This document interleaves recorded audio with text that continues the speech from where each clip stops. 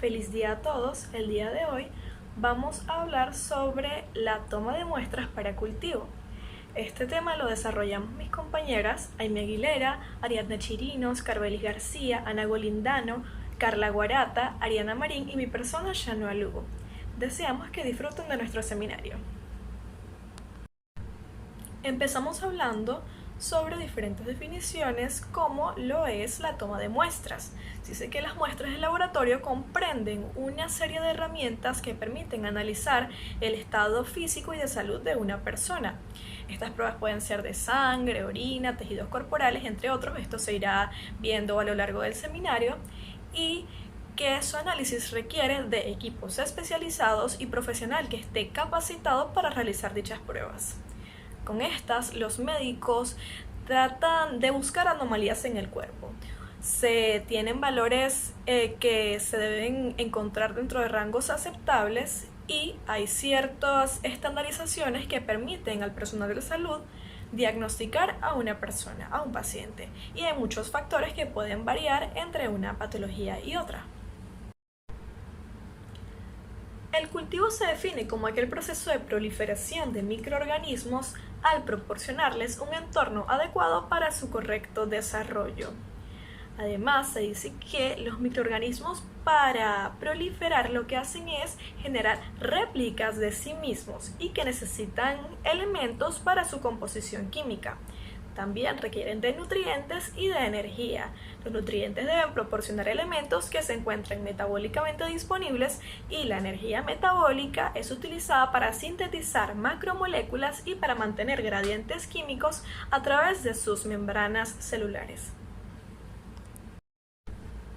Hablemos ahora un poco de historia, la historia que hoy en día nos permite contar con la extensa gama de herramientas de técnicas para toma de muestras de cultivos.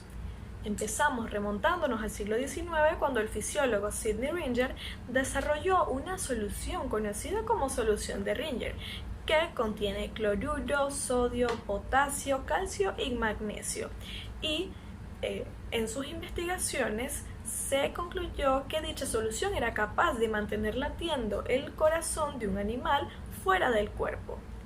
Y luego, en el año 1885, Wilhelm Röhrs extrajo una porción de médula de embrión de pollo y la mantuvo varios días en solución salina, estableciendo por primera vez el principio de los cultivos tisulares. Posteriormente, Ross Granville Harrison, cuando estaba estudiando medicina en la Universidad de Johns Hopkins y en Harvard, continuó con el estudio del cultivo tisular, presentando entre los años 1908 y 1910 sus trabajos relacionados a la metodología del cultivo tisular. No podemos dejar de mencionar que las técnicas de cultivo celular avanzaron de manera significativa entre los años 40 y 50 como soporte a la investigación en virología. Se dice que la utilización de cultivos celulares para poder producir virus permitió preparar virus purificados para ser utilizados en el desarrollo de vacunas. Es importante mencionar el ejemplo de la vacuna contra la poliomielitis de Salk, que fue producida utilizando técnicas de cultivo celular. Para determinar la presencia de un microorganismo en una muestra concreta, en la mayoría de los casos es necesario realizar un cultivo.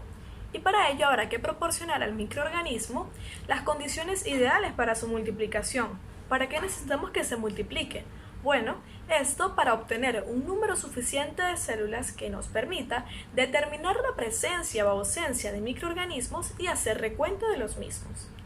Identificar microorganismos, ver a qué nos estamos enfrentando y, en tercer lugar, determinar la sensibilidad de este microorganismo previamente identificado a antimicrobianos. Esto con el objetivo de poder diagnosticar y tratar correctamente a nuestro paciente.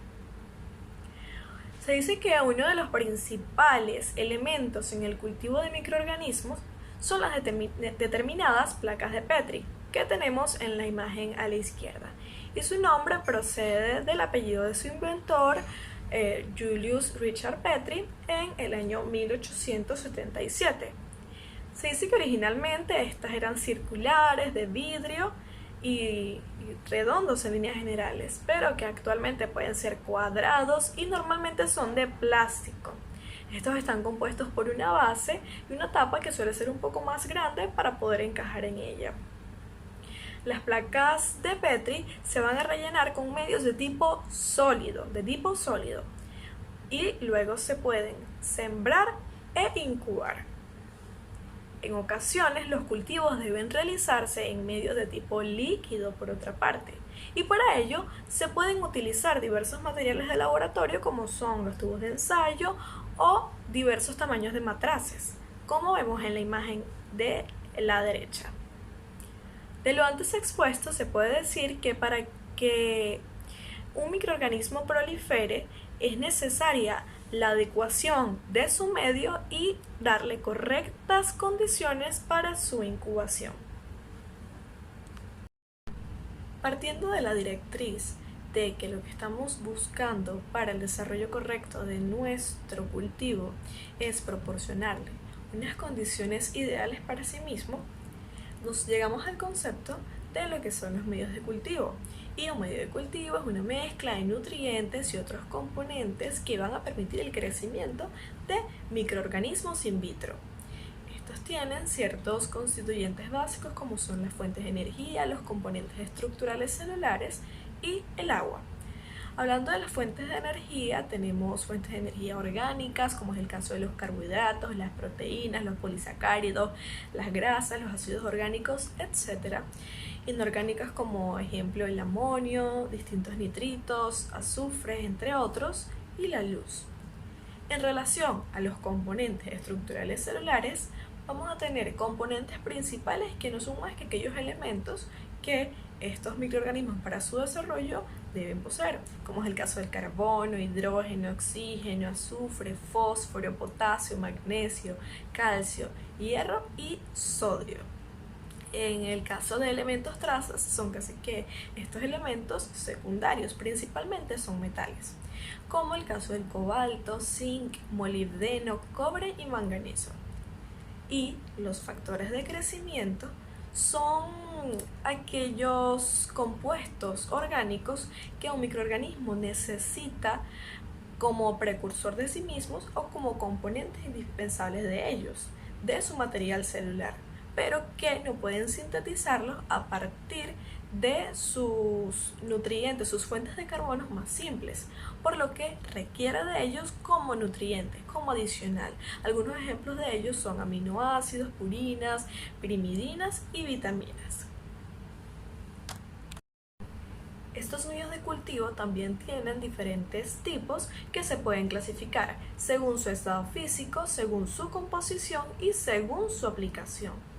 Según su estado físico tenemos medios líquidos, que usualmente son denominados caldos, ya que contienen nutrientes disueltos en agua y permiten obtener suspensiones con un elevado número de microorganismos, como es el caso de los caldos nutritivos.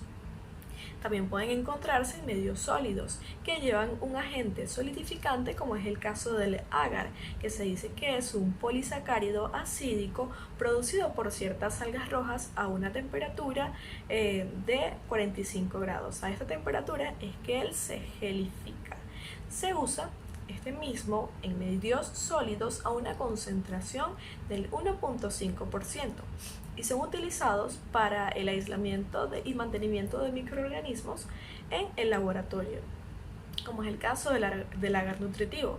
Y cuando es necesario que estos medios se encuentren en un estado entre líquido y sólido para aprovechar bien las características de cada uno de ellos, se utilizan medios semisólidos, en los cuales el principal actor es también el agar, al igual que en el sólido, pero a una concentración menor, a una concentración del 0.7%. Bien, según su composición podemos tener medios sintéticos o químicamente definidos, que son aquellos en que cantidades precisas de sustancias orgánicas e inorgánicas se disuelven en agua destilada. Llevan fuentes de carbono, fuentes de nitrógeno, etc., pero tienen un alto costo, por lo que normalmente se emplean en procedimientos especiales o específicos. También se tienen medios complejos o químicamente indefinidos, que contienen sustancias altamente nutritivas pero de composición indefinida. Se dice que tienen extractos de levadura, peptones, extractos de carne, etc. Y que la ventaja que tienen estos es que tienen una gran cantidad de factores de crecimiento, por lo que se puede cultivar gran número de microorganismos en ellos. Y los tipos de medios de cultivo, según su aplicación, son diversos. Se tienen medios comunes que poseen los componentes mínimos, los básicos para que pueda producirse el desarrollo, la multiplicación y crecimiento de bacterias que no necesitan requerimientos especiales.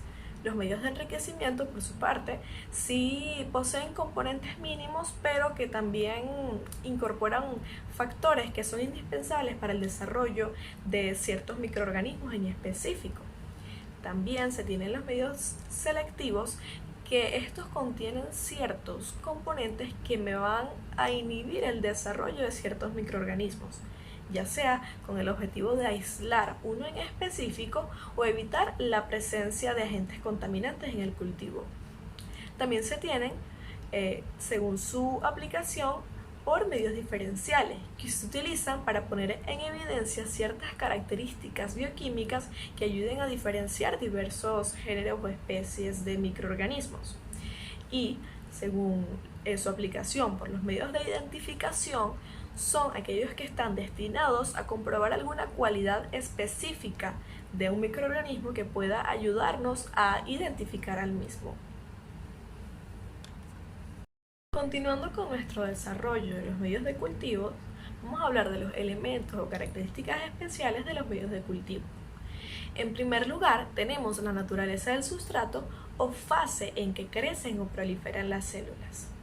Nos enfrentamos a la dualidad, suspensión versus adhesión. ¿Esto por qué? Bueno, porque se dice que en el caso de la adhesión a la derecha, la mayoría de las líneas celulares crecen en una monocapa unida a un soporte más o menos rígido, como vemos en la imagen.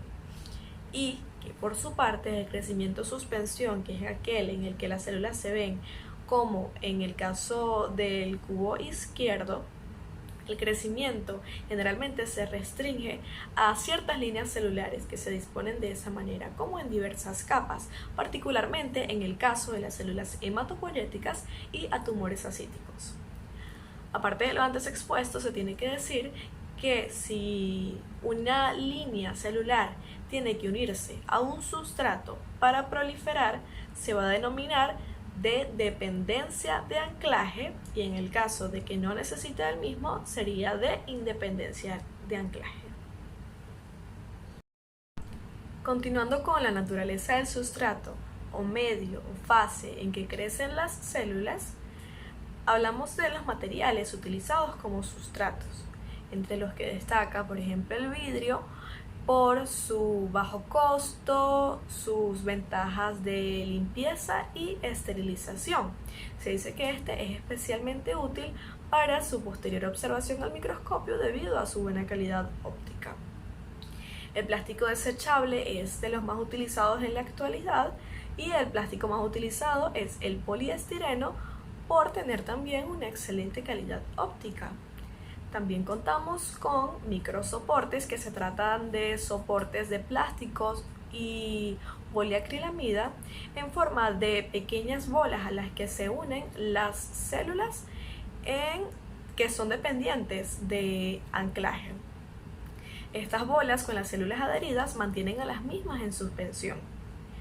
Otros sustratos adherentes, se tiene el caso en el que se han desarrollado, por ejemplo, sustratos de acero, ya sean como discos metálicos o de paladio, para hacer crecer, por ejemplo, células de la microglía. También se tienen sustratos no adherentes, como es el caso del agar, que no permite la adhesión celular. Esto se dice que son de utilidad en las ocasiones en las cuales no conviene que exista una dispersión de las células derivadas de una original, como es el caso de los procesos de aislamiento en las colonias infectadas por virus. Más específicamente hablamos ahora de lo que son los medios de cultivo. Iremos mencionándolos de izquierda a derecha como aparecen en la diapositiva. Empezamos con la más superior a la izquierda, las placas de Petri normalmente ventiladas, y se dice que estas son empleadas cuando se trata de hacer crecer células para ser utilizadas directamente en experimentos. Se dice que estas no son tan recomendables por la escasa estanqueidad que tienen. Las multiplacas, que son aquellas que se ven en la segunda imagen de izquierda a derecha, son unas variantes realmente de las placas de Petri. Se dice que son placas de varios pocillos, se les menciona, y que van desde multiplacas de 6 hasta 96 pocillos y tienen unas funciones muy parecidas a las de las placas de Petri.